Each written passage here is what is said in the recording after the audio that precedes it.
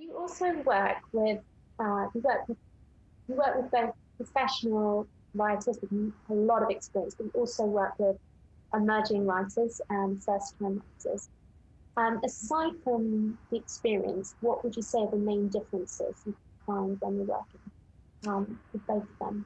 Oh, interesting. Let me think about that. I think one is the, as I said, the patience and knowing that it is going to take time and not expecting so much from yourself. Like when you're just at the story exploration phase, like you're building whatever story you're telling, you're building a world, you're creating people. I mean, even when it's a true story, you're still, exploring the true lives of these people. So it does take time. So it's a little bit about, reminding new writers to be patient with themselves and not so hard on themselves. And, I guess the other difference in terms of working with writers is oftentimes I will give newer writers different exercises to do to kind of help strengthen parts that maybe I think, oh, that this would benefit they would have a new way of looking at something.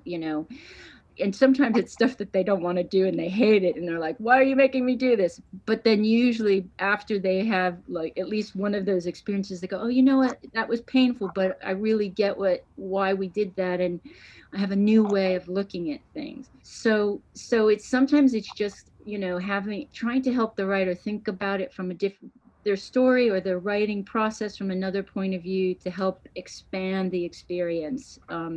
Because obviously an audience is going to be a lot of different kinds of people. So you want your point of view, but you also want to have it be a story that communicates to a lot of different people.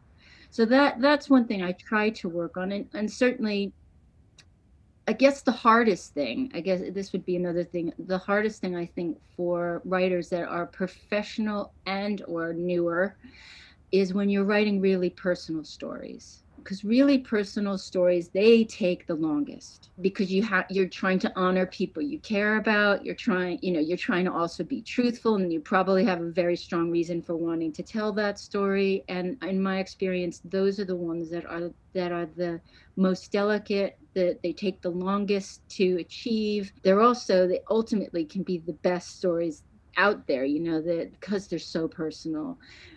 But when a new writer comes to me and they're like, this is my story, this happened to me, I know it's going to take a while, and I kind of try to go, okay, please be patient with yourself and me, because you've got a lot of things you want to accomplish with this, and there's a lot more at stake in a way for those stories.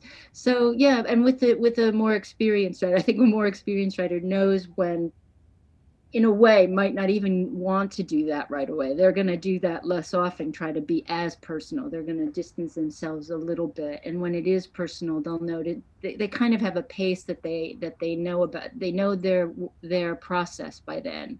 So that's a little bit easier. Um, and I think the other thing that I've learned is to prioritize, really look at what's going on with the writing that's at hand, where you are right now with the work, and rather than trying to do 10 things to fix something, look at the one big thing. Is there one big thing that's going on, that, character development, or there's not enough, conflict, or whatever that one thing might be, and allowing yourself to focus on that first, because usually that will fix a lot of the little things. So it's sort of that. And I think, so often with an experienced writer, I'll give them very few notes. I'll just say, you know what, really, there's not enough conflict. That might be the only note I give them, because they're experienced enough. So it's sort of kind of, you know figuring out how much to tell a writer, because it is their story, and you don't want to over explain or over kind of complicate things for them. You just want to tell them the important bits to look at. Fantastic, fantastic notes. Thank you. Um, writing is an ongoing process. Um, what advice would you give to particularly emerging writers in terms of how to establish a rhythm and a pattern of writing? I mean, are you a big believer in writing daily, or what advice would you give to someone who's perhaps starting out in writing, but also perhaps has a day job, for example? I think that we have to honor our own rhythms. We have to know our, it's like, it's like asking somebody what kind of diet do you want to have, right? You have to really like, it's going to be different. Some are vegan, some are meat eaters, and so you have to kind of figure out, are you a morning person? Are you a night person? What's your situation with your work and your family?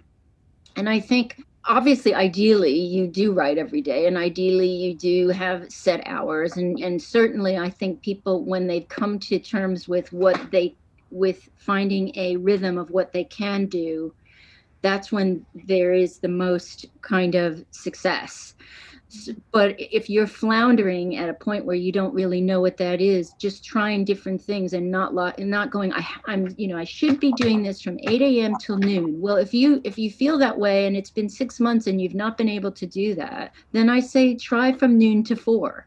Like, don't keep trying the same thing hoping for a different result, right? Try something else and see what does work for you. It may be that what works for you is, okay, as long as I do 2 hours a day, it doesn't matter what time of day it is. And certainly, with COVID and all the things that are going on just in personal lives, being, a little bit kind to yourself if you miss a day, not beating yourself up, because beating yourself up, you usually end up losing another day. And just kind of, trying to set a goal that is achievable for you, whatever that is, even if it's once a week. I mean, as long as you keep at it, it builds, so, and certainly the more it builds, the more you want to do it, and the more it will kind of unfold and it will continue to work for you. So I would say ultimately, try different things and find your rhythm, and don't worry about what anyone else is doing. Think about what works for you and your family in your situation. Great advice.